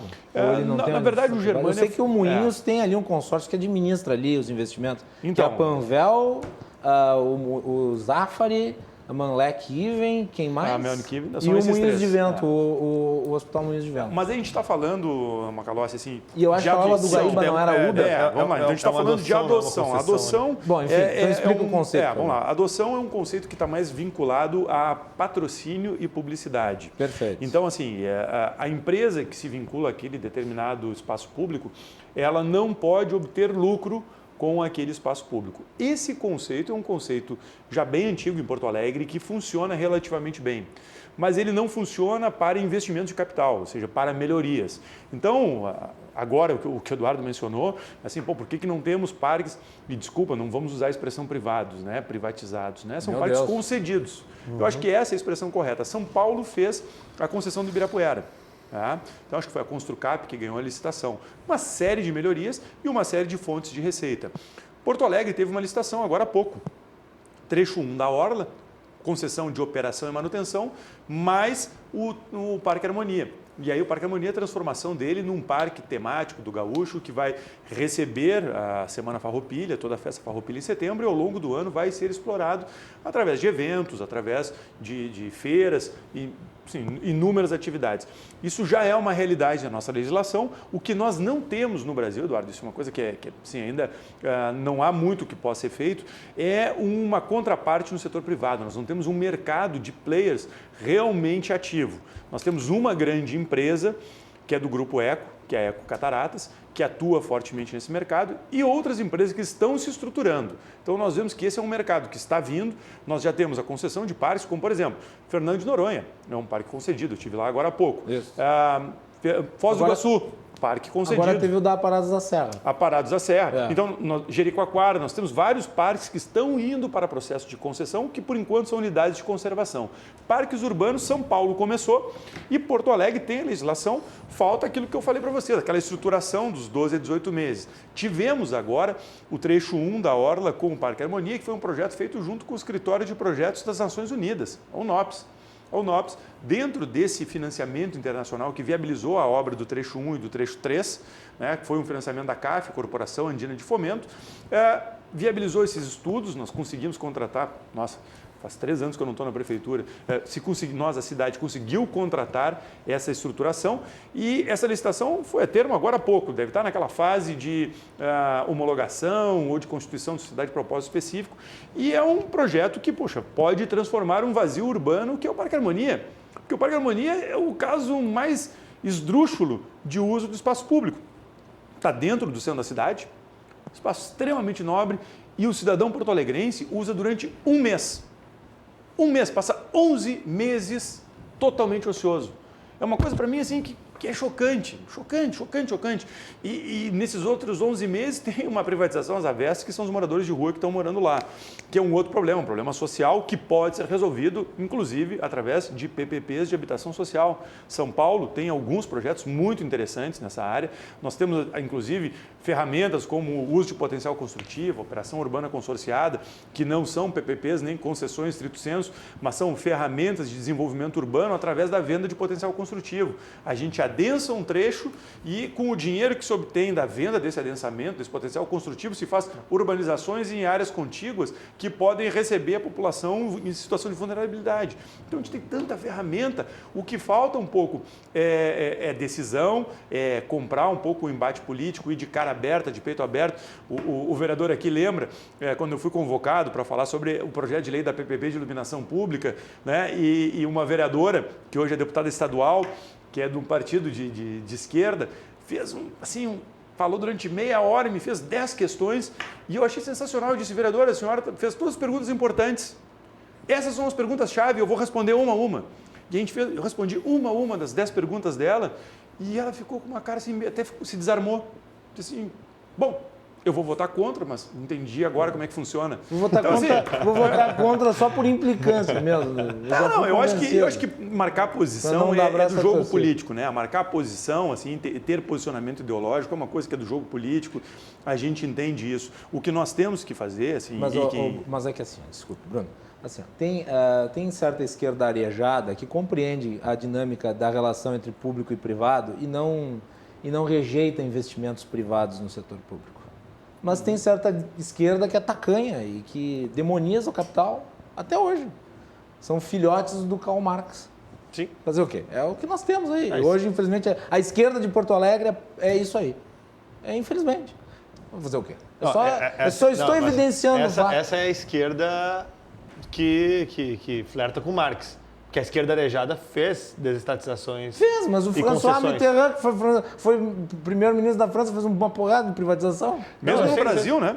Não, tu falou sobre Porto Alegre. Cardoso, um homem de esquerda. Que se chama? Eu tô falando sobre Porto Alegre. A esquerda arejada, Marquesan, fez o processo. Foi uma provocação sua.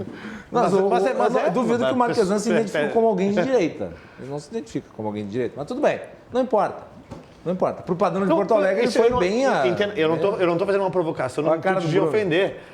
Aliás, eu acho excelente que nós tenhamos uma esquerda moderna, que seja a favor. Tá todo mundo rindo aqui, mas é verdade. Mas é que eu gostei Quando a dessa gente provocação. mas é que é isso que a gente precisa na esquerda brasileira, uma esquerda moderna, uma esquerda que nem a esquerda de país desenvolvido. O Partido Democrata Americano apoia. É isso, não, gente. Aí a gente chegou no ponto, né? O que é esquerda, o que é direita, né? A esquerda britânica apoia. Exatamente. A esquerda europeia apoia. A esquerda da Austrália, da Nova Zelândia, apoia. Claro. A esquerda brasileira marxista, não. Mas a esquerda moderna brasileira, a PSDB, apoia. Agora, curiosamente, a lei de PPP... Por isso que existe novo. Curiosamente, a lei de PPP foi uma lei criada durante o governo petista. Exato, o governo Lula. Perfeitamente. Não, e o governo Lula teve assim, um papel super importante no programa de concessões rodoviárias. Sim. O governo Lula fez todo o segundo ciclo de concessões rodoviárias, Aeroportos que foi de também. sucesso. De rodar de aeroportos. Que o Lula não tem nada a ver. O Lula não tem nada a ver com essa não esquerda. deu certo. O Lula não tem nada a ver com essa foram esquerda. péssimas concessões, mas ela fez as concessões. Qual foi o problema ali, gente? Os contratos ruins, né? O que aconteceu ali? Ali aconteceu uma inversão da lógica econômica. A inversão da lógica econômica significa o seguinte, nós vamos pegar e duplicar uma estrada no meio do nada, no centro-oeste, porque aí o desenvolvimento econômico vai aparecer e vai brotar do nada. Assim, num lugar que não tem mão de obra, não tem matéria-prima. Assim, não é assim que funciona. E travaram a rentabilidade naqueles casos, né? Pelo que eu me recordo, nos contratos forçação. dizia ali as margens como deveriam ser. Gente, assim, olha, a questão de tarifar margem até não foi o principal pecado. O principal pecado foi achar que o crescimento econômico que a gente experimentou em 1 ou 2 anos, que foi um crescimento quase chinês, vai lá, 2011, 2012, seria algo que poderia continuar eternamente. A gente lembra daquela foto na capa do The Economist, né? O Cristo Redentor decolando, Brasil is rising, né? Então o Brasil teve um momento pode-se dizer, de milagre econômico, e quando a gente extrapola um momento totalmente fora da curva, uma tendência totalmente, não vou dizer aleatória, mas pontual, a gente acaba cometendo erros de planejamento muito sérios. E o Brasil, no governo Dilma, se convenceu de que nós cresceríamos a taxa de 3, 4, 5% ao ano eternamente, quando nossa média histórica nos últimos 40 anos é 2,5%. Tanto que o relatório Focus coloca a projeção para o ano atual, para o ano seguinte e depois em diante, uma linha reta 2,5%. Então, se nós formos conservadores no planejamento de infraestrutura, a gente erra menos. E o que aconteceu ali no governo Dilma foi um otimismo heterodoxo, imaginando que quanto mais a gente investe, mais a gente gera receita. E o investimento naquele caso específico daquele governo era muito alicerçado em recurso público. Então, como é que funcionava? Fazia uma concessão, mas aquela concessão só ficava de pé se tivesse investimento do BNDES. Aí a tendência não dá certo. Aí a gente está, na verdade, estatizando o investimento privado. Assim, aí a gente... aí eu concordo plenamente com o vereador, aí a coisa não vai bem. Mas assim, o que é esquerda, o que é direita, varia muito de acordo com o nosso contexto. Não, de acordo com o país, de acordo com a situação. Olha, a coisa está tão complicada que eu tenho um amigo que me falou hoje, eu já votei na direita, já votei no centro, já votei na esquerda, não sei mais para que lado eu vou. Muito bem. Eu sei para onde nós vamos. Nós vamos para o intervalo.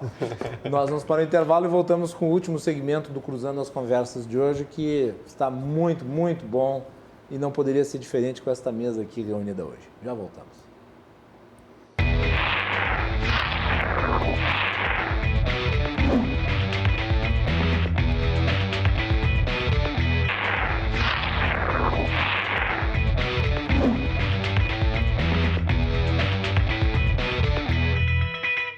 Muito bem, último bloco do Cruzando as Conversas. Você nos acompanha pelos canais 24 e 524 da Claro Net TV, pelas redes sociais @RDCTV Digital, nas nossas plataformas Facebook, Twitter, Instagram e YouTube. Lembrando que a RDC está nas principais praças do Rio Grande do Sul e você pode mandar a sua participação através das redes sociais. O Cruzando as Conversas também está presente no formato de podcast, no Spotify, no Google Podcasts e no nosso site www.rdctv.com.br na aba Podcasts. Nosso programa é um oferecimento da Associação dos Oficiais da Brigada Militar, defendendo quem protege você. Portocolor, soluções gráficas. Tem os serviços da Portocolor na sua casa através das redes sociais. E Clube do Remédio, acesse www.clubedoremedio.com.br e tenha acesso aos maiores descontos em produtos farmacêuticos, serviços e muito mais. Na nossa mesa de hoje, Eduardo Ponticelli, empresário, que tem uma vasta experiência no mercado internacional, vereador pelo Partido Novo aqui em Porto Alegre, Felipe Camozato, e ex-secretário, advogado, especialista em infraestrutura, Bruno Vanuzzi. Estamos falando sobre investimentos, estamos falando aí sobre desenvolvimento econômico. Eu vou tratar agora temas específicos nesse bloco, cada um de vocês. Eu vou começar com o Ponticelli. Ponticelli, esse movimento aí da China com relação ao 5G, contratação do Michel Temer, estão vindo com tudo, né? Olha, aparentemente eles encontraram no Michel Temer uma alternativa de um lobista, né? Para abrir um canal de diálogo, né? Foram muito inteligentes. Foram muito inteligentes e protegeu o direito de participar de um leilão, né? Agora, às vezes a gente de fora não entende o porquê do embate, né, com a Huawei. A Huawei tem lá seus problemas. Agora a grande verdade é que a tecnologia da Huawei ela está infinitamente superior a qualquer um outro. E eu acho que os americanos, outros países que estão desenvolvendo a mesma tecnologia, quando se deram conta que a Huawei já estava na ponta da linha, a confusão foi grande. Eu acho que é um embate comercial.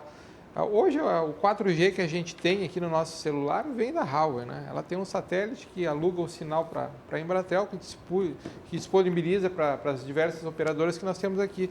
Então, não faz sentido a gente dizer que a Huawei vai ter um chip espião, vai te copiar teus dados, essas coisas. Ela não vai fazer isso a partir do 5G, se ela já tem um 4G. Porque a China está interessada nas suas conversas com o teu vizinho. São falácias. Hoje eu já estou acostumado. Escreve uma palavra aí no Google, no Facebook, tu vai receber 500 mensagens de propaganda daquilo. Eles já fazem isso há muitos anos e muito bem feito, né? O que o consumidor tem que estar atento, que isso é uma guerra comercial. Agora é o seguinte, a Huawei já tem todas as antenas disponibilizadas no Brasil, né? Você vai pegar uma outra empresa aí, ela vai passar anos para poder ter essa rede que já existe aqui. Então, acho que é um assunto bem mais da área técnica do que ideológica e mimimi de rede social, né? É um assunto completamente técnico. E ao se cercar do Michel Temer, que tem hoje um livre trânsito no Planalto, e é um lobista, sempre foi, né? Eu acho que eles deram um grande passo aí para poder viabilizar a garantia de participar do leilão.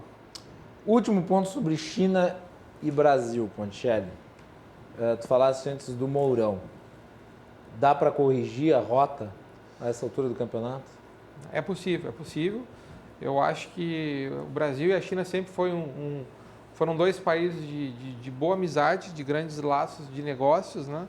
E não é talvez um pequeno erro aí no trajeto que a gente vai botar por água abaixo tudo que se construiu ao longo da história. E eu acho que isso é o tabuleiro, né, geopolítico mundial que está se movimentando. Eu acho que precisam pessoas com experiência nessa área internacional para movimentar esse tabuleiro, né? Infelizmente, hoje, o nosso ministro das Relações Exteriores não é essa pessoa. Você acha que ele devia ser trocado? Imediatamente. Esse é o meu ponto de vista pessoal. Deveria ser trocado por uma pessoa com uma maior experiência, mais articulada. Até antes da contratação do Michel Temer, eu defendia que o Michel Temer fosse o ministro das Relações Exteriores. Poderia. Ele ia acrescentar bastante para o país. Ter um ex-presidente como ministro das Relações Exteriores, mas teria que ter um certo grau de autonomia que talvez o Bolsonaro não desse a ele. Eu sempre defendi na diplomacia a gente copiar um modelo americano, né? Sabe que o modelo americano, as embaixadas mundo afora, ela é constituída sempre, seus diplomatas são homens de negócios, né? Aqui a gente são os caras que são formados lá em Rio Branco, que são diplomatas de carreira, né? E eu vejo isso lá em Xangai, eu vejo lá, a cada 2, 3 anos troca o corpo de diplomatas. Aí chega um cara que veio lá da Tasmânia, não sabe nada de China, daí ele tem que receber uma comitiva de Zhejiang, que é um polo automotivo, chega aquele cara lá que está acostumado com a Tasmânia, né? 2 anos falando de Tasmânia, a situação aqui, eu acho que deveria ser um corpo diplomático, pelo menos com uma parte mais profissionalizada, por empresários, até empresários em final de carreira que queiram doar seu tempo, seu talento, né, em prol do país, né? A gente precisa de pessoas desse nível, né? Querer doar o seu tempo, seu talento, que não precisam mais da questão financeira na sua vida. O desafio deles é colaborar, é buscar algo de bom para ajudar as próximas gerações até algo melhor. Então, acho que profissionalizar o campo diplomático é uma saída, cara. A gente ter profissionais para negociar. Esse negócio do insumo da vacina é um negócio completamente comercial. Muito bem. E por falar em vacinas, Macalossi. Vai lá, vou fazer uma transição só do assunto, embora a gente siga esse bloco de nas parcerias. Embora a gente siga na pauta das parcerias público-privadas. Mas não precisa ficar fixo, pode falar, tranquilo. Não, mas aqui é vacinas e parcerias público-privadas, porque até... Tu postou isso, Eu postei isso, eu queria trazer aqui para o programa, porque é um assunto muito interessante que a gente vislumbrou lá no gabinete, quando a gente estava falando justamente qual é o estoque de vacinas que o Brasil tem disponível versus o benchmark, que é Estados Unidos hoje, que estava com 61 milhões de doses já prontas, e o Brasil estava por volta de 6 milhões de doses. E a gente começou a dar uma estudada como é que o modelo americano conseguiu vacinar tão rápido, né? Os Estados Unidos não foi o primeiro na largada da vacinação, mas já é o primeiro país hoje em vacinas aplicadas. E o modelo é PPP. E eles vacinam com a vacina da Pfizer, que é uma das mais difíceis em termos de logística, né? Isso. Não é fácil fazer vacinação em massa com a da Pfizer. E eu publiquei justamente isso, né, de como é que as empresas privadas tornaram os Estados Unidos líderes na vacinação contra a Covid. Essa foi até o post que eu fiz, mostrando que essa parceria público-privada permitiu essa liderança com segurança, né, com qualidade. A gente às vezes tem aqui esse debate do Brasil, né, do SUS, tem que ser tudo público, tem que ser, né, os burocratas e tudo mais. Nós assistimos uma grande Copa do Mundo naquela reunião da Anvisa aprovando a Coronavac, né, uma final de Copa do Mundo, o Brasil inteiro parado assistindo aquilo, para depois ver aquela tocha olímpica passando de capital em capital, estado em estado, com as primeiras doses. Mas lá nos Estados Unidos... Sabe, foi um dos poucos que falou que aquilo, para mim, foi um espetáculo ridículo de ostentação de falatório ao nível do Supremo Tribunal Federal, com os votos quilométricos, um assunto técnico que ninguém entendeu quase nada, que poderia ter sido sucinto, e os votos especificamente, as posições dos técnicos no site já para as pessoas que são especialistas lerem. Enfim, desculpa, fiz esse ponto, mas eu tinha que falar. Mas é bom tocar... Não precisava daquilo tudo. É bom tocar nisso.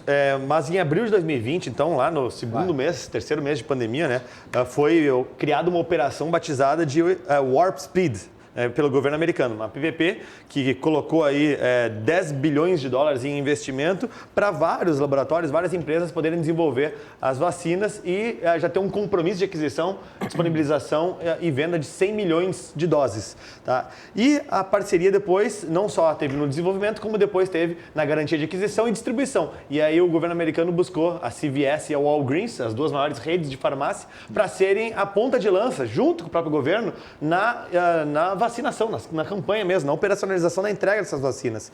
Então, eu até botei, né, nessa thread, nessa sequência de postagens ali no Twitter, que enquanto o Brasil assistia a sua Copa do Mundo, a reunião dos burocratas da Anvisa, né, e tinha seu estoque de 6 milhões de doses de Coronavac, os Estados Unidos ultrapassavam a marca de 12 milhões de pessoas já vacinadas e superavam 60 milhões de doses já produzidas. Então, assim, uma máquina de produtividade graças justamente a essa parceria e o não preconceito que nós vemos no Brasil, né, em usar da expertise do mercado, usar do conhecimento, da técnica, até do core business e que se desenvolve nas farmácias, nas redes, para entregar saúde na ponta para o usuário, né?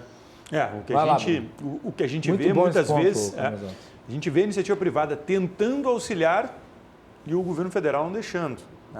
Esse é um ponto extremamente preocupante. A gente tem acompanhado a iniciativa de alguns segmentos profissionais produtivos, do setor produtivo, para aquisição de vacinas e para a aplicação de vacinas, inclusive com doação de parcela das vacinas adquiridas para o setor público e uma certa resistência do governo federal. Me parece que no momento a gente tem encontrado um governo federal um pouco atônito com a situação toda, porque há um risco evidente na aquisição de vacinas que, teoricamente, ainda não estavam testadas, não estavam aprovadas, mas esse risco acabou se mostrando infundado. E isso necessita de ações rápidas, que não são a característica do setor público. E quando o setor privado vem e oferece alguma alternativa, algum apoio, a gente vê uma certa resistência, porque isso geraria privilegiados.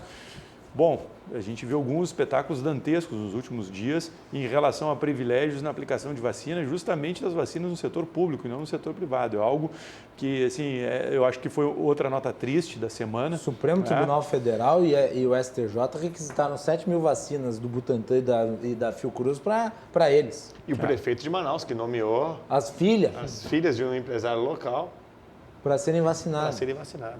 Desculpa, Bruno. Não, mas é isso. Eu acho que o setor privado tem sentido com muita intensidade a questão do fechamento da economia, e o fechamento da economia vem se mostrando um tema recorrente, é uma coisa impressionante. Agora, nesse momento, Belo Horizonte está com a economia fechada. Belo Horizonte está com shopping centers fechados, está com lojas fechadas, comércio fechado, restaurantes fechados. E o setor justamente produtivo de serviços vem e oferece a aquisição de vacinas, a aplicação de vacinas, seja nos seus funcionários, seja a doação para o setor público, e isso não encontra eco, porque isso poderia, de certa forma, alterar a ordem pré-determinada pelo governo federal. Eu acho que, assim, enquanto a gente conviver com essa dicotomia, como se o privado e o público estivessem competindo pelo protagonismo, nós vamos ficar na retaguarda dessa vacinação. Eu tenho certeza absoluta que nos Estados Unidos essas parcerias foram fundamentais para os Estados Unidos estar conseguindo sair desse momento tão ruim que ele viveu. Lá nos Estados Unidos tu vê uma Walgreens, uma CVS em cada esquina. Não, e a gente vê, assim, que tirando países muito pequenos, como talvez Israel, todos estão tendo dificuldades. Sim. Todos estão tendo dificuldades. Os Estados Unidos conseguiu quebrar um pouco essa lógica. Então, assim, gente, o Brasil precisa urgentemente acelerar nisso. Abaixo do que eles esperavam. Mesmo com esses avanços todos, a meta era 20 milhões de americanos vacinados até dezembro. Não foi alcançado, mesmo com esse número considerável. E o Bruno tocou num ponto aqui, queria só aprofundar nesse ponto, porque o deputado federal Gilson Marques, deputado do Novo, propôs justamente um PL para ser votado emergencialmente para permitir a aquisição por parte de privados e aplicação de vacinas em doses sobressalentes daquelas adquiridas pelo SUS, ou seja, não impede o Sistema Público de Saúde fazer suas aquisições e suas negociações, mas permite que os privados possam trazer novas doses. Afinal de contas, a todos nós interessa, quanto antes possível, que a população seja vacinada. Mas esse entendimento não consegue prosperar, o Estado brasileiro segue proibindo a aquisição de vacinas e a aplicação de vacinas por privados. Ô, Camozato, vamos viabilizar uma participação dele aqui no nosso programa para falar sobre essa PL? Claro, posso fazer o contato. Vamos fazer o contato com ele, eu acho que é um tema importante. Inclusive na China tem pelo menos 3 laboratórios ligados ao governo de ponta que estão produzindo a vacina, e a gente só tem conhecimento do Sinovac, que não é a vacina que os chineses estão usando. Eles estão usando a vacina do Sinopharm, que é um outro laboratório do governo. E tem pelo menos mais um outro, eu não lembro o nome agora.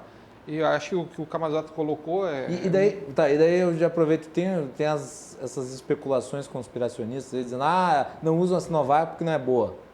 Não, acredito que não. Não usam a Sinovac porque, tem quantos chineses tem? Olha, vai precisar eu já vi gente todas comentando alguns deslizes do Sinovac. Em 2018 eles tiveram um episódio na China de, acho que uma vacina de sarampo que não teve uma eficiência, né? Mas ninguém fala que os responsáveis provavelmente foram alguns estão na cadeia até hoje, cumprindo uma pena longa, né? Foram penalizados. Estão quebrando pedra. É que a China ela tem uma coisa interessante no seu modelo de administração das empresas. Quando tem problema em grandes empresas, ela não quebra a empresa, ela pune os gestores e as pessoas que fizeram mal. Né? Se talvez o governo brasileiro tivesse entrado aqui e tivesse punido aquele pessoal que administrou as grandes empreiteiras e mantivesse... porque a gente não pode deixar de lado assim, o Odebrecht foi uma grande vilã no tudo que aconteceu, mas ninguém comenta que eles tinham investimentos em tecnologia de ponta, eles tinham profissionais altamente qualificados, e isso tudo se perdeu. Aliás, está no livro O Espetáculo da Corrupção. Isso tudo se perdeu, porque o que eles fizeram? Eles não puniram as pessoas, eles puniram a empresa. Né? Então a China ela tem um modelo diferente, e o Sinovac, o que eles fizeram? Eles puniram aqueles maus dirigentes da empresa, reformularam ela e ela seguiu a vida que segue. Né? E eu sou muito a favor desse ponto da iniciativa privada poder participar desse trâmite. Né? Se o governo está liberado pelas normas do Anvisa, do FDA e do CE, por que uma empresa privada, se tiver um canal, por exemplo, eu posso através dos meus contatos ir na China e daqui a pouco conversar com uma desses 2, 3 laboratórios que estão desenvolvendo, e eu quero investir meu recurso, de repente a empresa chinesa quer investir e nós queremos trazer, e tudo bem, o setor público está vacinando de graça, mas se eu fizer um acordo com uma rede aqui de farmácia, que nem você citou agora, e que a gente quiser vender a R$100, R$200, R$1.000 a vacina, e se tiver alguém disposto a pagar, eu acho que tem que ser feito. Tudo bem. Não temos tempo para mais nada, a não ser as despedidas. Ponticelli, sempre um prazer receber um amigo. Em breve, o Covid pegar, não é Covid. Então, agora qualquer pessoa que engasga, espirra, já tem Covid. Bom, eu já passei pelo Covid, estou tranquilo, né? Ponticelli, obrigado, sempre um prazer receber um amigo. E aí, quando é que vem o o Xangai Connect? Xangai Connect, hoje a gente teve uma reunião aqui na RDC, né? A gente já está planejando a gravação do primeiro piloto, né? Já tem um cenário aí. Já tem um cenário. A gente tem uma dificuldade que é diferente, né? Que você me passa um WhatsApp, pode vir na TV, 15 minutos eu estou aqui, né? Os nossos convidados têm um fuso horário, alguns estão na China, estão nos Estados Unidos, são diplomatas, né?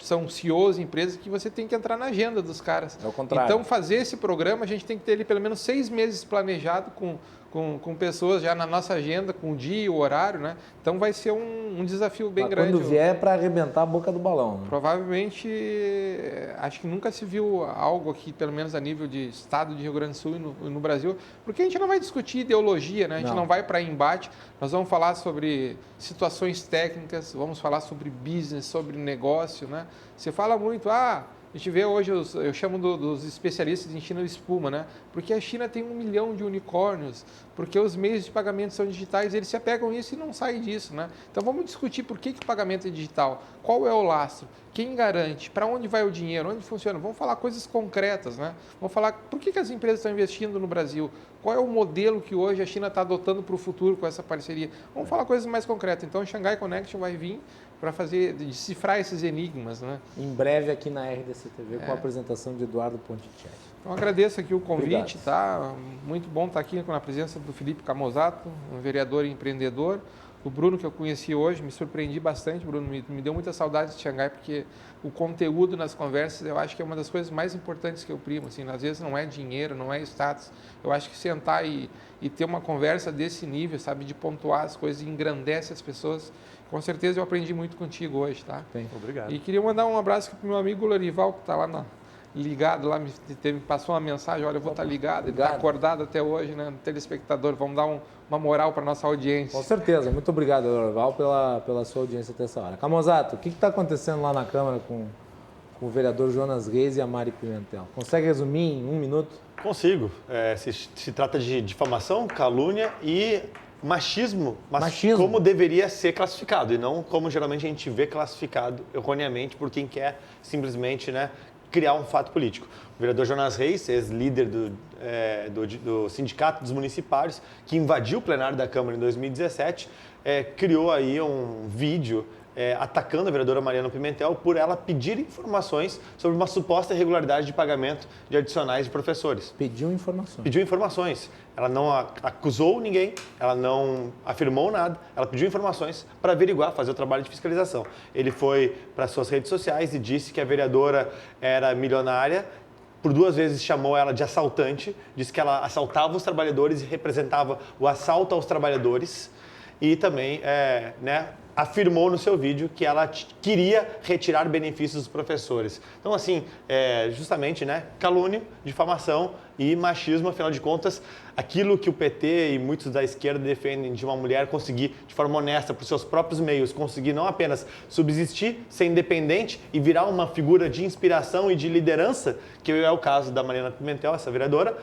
no caso de não rezar a missa conforme a ideologia do Jonas Pimentel, merece então ser atacada covardemente e com uma... Jonas Reis? Jonas Reis, tu falou Jonas Pimentel. Jonas Reis, desculpe, Jonas Reis. Acaba sendo atacada covardemente. Então, por isso, a bancada Novo está protocolando uma queixa de quebra de decoro parlamentar. Além disso, estamos tomando aí medidas judiciais cabíveis. Não sei se a vereadora Mariana vai acioná-lo judicialmente também por conta do crime de calúnia. Muito bem, obrigado, Camozato. Obrigado pelo convite, sempre à disposição. Prazer estar aqui contigo, com o Ponticelli, também com o Bruno Vanuzzi. E foi muito bom esse programa. E muito bom também ter o Bruno Vanuzzi aqui, grande conhecedor dessa área que nós debatemos aí, PPP, concessão. Raríssimas pessoas têm o conhecimento que o Bruno Vanuzzi tem. É um privilégio contar com a sua presença aqui sempre. Bruno, volte outras vezes, por favor. Obrigado pelo convite. Parabéns pela tua atuação, tanto na Secretaria Municipal, aqui na época do Marquesan, quanto na Secretaria no governo do Eduardo Leite. Fizesse um excelente trabalho, eu acho que tem que ser reconhecido. Sempre um prazer estar aqui, Macalossi, e encontrar os amigos. Felipe Camozato foi um dos vereadores que mais enriqueceu o debate na Câmara de Vereadores. Eu acho que uma das coisas importantes que o Eduardo colocou aqui é a riqueza dos debates, né? Nós temos que superar um pouco aquele debate um pouco pueril de é privado, é público, é privatização, não é privatização. Eu acho que a gente tem o Brasil tem um espaço muito grande para crescer, para amadurecer. Mesmo nos Estados Unidos, às vezes, o debate acaba se tornando um pouco juvenil, mas essa não é a regra. Não foi assim que as boas sociedades se construíram. Elas se construíram discutindo ideias que são ideias concretas, ideias que são visões de mundo. Eu respeito quem pensa diferente. Eu acho que pessoas que têm essa visão um pouco mais estatizante, na minha visão, são ingênuas, mas eu acho que é defensável. E nós temos que discutir por que uma visão difere da outra e não simplesmente chamar uma pessoa, por exemplo, de que rouba a classe trabalhadora. Tá? Eu acho muito triste quando a gente condena as pessoas que estão em situações vulneráveis a ter uma educação de má qualidade. Eu acho muito triste quando a gente condena uma pessoa em situação de vulnerabilidade a não ter saneamento, a viver com esgoto a céu aberto, a andar num ônibus de má qualidade, esperar 1 hora numa parada de ônibus. Né? Então, todas essas situações, acho que hoje já ficou muito claro para a população de que nós termos a ideologia é algo que está prejudicando, está nos atrasando. E esse teu ambiente aqui, Macalossi, é um ambiente muito saudável para a gente discutir esse tipo de coisa. E a Câmara de Vereadores, olha, tem sido um ambiente em que os bons debates estão acontecendo. A própria Assembleia Legislativa também tem tido muito bons debates. Eu acho que a gente, como sociedade, vem evoluindo, apesar de, em alguns momentos, a gente ter situações em que a gente fica tocando pedra em avião, né? Eu acho que esse debate em relação à China, a China é uma civilização. Eu acho que o Pedro Jeromel, que escreveu aquele livro, O Poder da China, assisti ele palestrando na PUC, no Tecnopuc, há uns 2 anos atrás, e ele fez essa colocação: nós não devemos entender a China como um país, nós devemos entender a China como uma civilização, no sentido que a lógica toda é diferente da nossa. Eu acho que isso me abriu um pouco os olhos e, assim, sendo uma civilização, nós temos que entender as idiosincrasias e tentar ter uma relação positiva. Né? A relação com a China não pode ser uma relação ingênua, a gente não pode se pautar pela ingenuidade e achar que os chineses só vêm aqui ganhar dinheiro. Eles vêm aqui também impor um modelo econômico que para eles faz sentido, mas isso não quer dizer que nós devemos também virar as costas, porque afinal de contas para onde o mundo está crescendo. Se nós virarmos as costas para onde o mundo está crescendo, o mundo irá crescer sem a gente. Então, a gente não pode ser parte do problema, a gente tem que ser parte da solução. Então, agradeço muito a participação aqui, sempre um prazer estar presente. E um abraço aí a todos os espectadores, saudade de estar aqui nessa mesa. Que bom que veio, que bom que todos vieram. Terminar o programa, já que nós falamos muito de China, recomendando o livro clássico do Henry Kissinger sobre a China, que é um livro de um dos mais importantes diplomatas dos Estados Unidos, o homem que definiu a política externa americana durante boa parte do século XX, um dos maiores entendedores de China, estabeleceu relações dos Estados Unidos com ela em período conturbado da história. E eu acho que para compreender o processo da relação do Ocidente com a China tem que se entender isso, e eu acho que o Henry Kissinger é um dos grandes nomes para se entender. Né? Só para finalizar, Macalossi, muita gente me pergunta por que eu não escrevi um livro ainda, né? Eu morei 12 anos na China, né? Eu sempre digo o seguinte: o cara, quando mora 6 meses na China, quer escrever um artigo. Quando mora 1 ano, eles querem escrever um livro. E quando mora mais de 10, você não quer escrever nada. Bem, é isso aí. Muito bom. E nós vamos ficando por aqui. Lembrando que amanhã nós temos entrevista com o deputado federal, general Peternelli, candidato a presidente da Câmara dos Deputados. Mais uma entrevista exclusiva aqui no Cruzando as Conversas. Boa noite.